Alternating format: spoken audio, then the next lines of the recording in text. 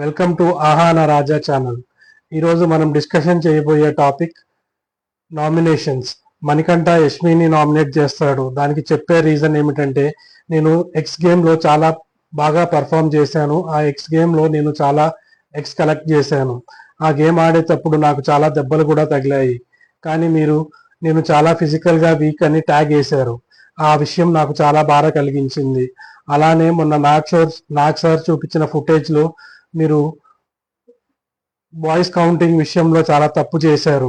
అప్పుడైనా రియలైజ్ అయ్యి తర్వాత అయినా మీరు చెప్పాల్సింది, కానీ మీరు లిమిట్స్ క్రాస్ చేస్తున్నారు, ఇది చాలా తప్పండి అని చెప్తాడు. దానికి యష్మి ఇచ్చే సమాధానం, నేను ఆ విధంగా నేను చెప్పలేదు మణికంఠ, నేను ఓన్లీ గేమ్ పరంగా చెప్పాను.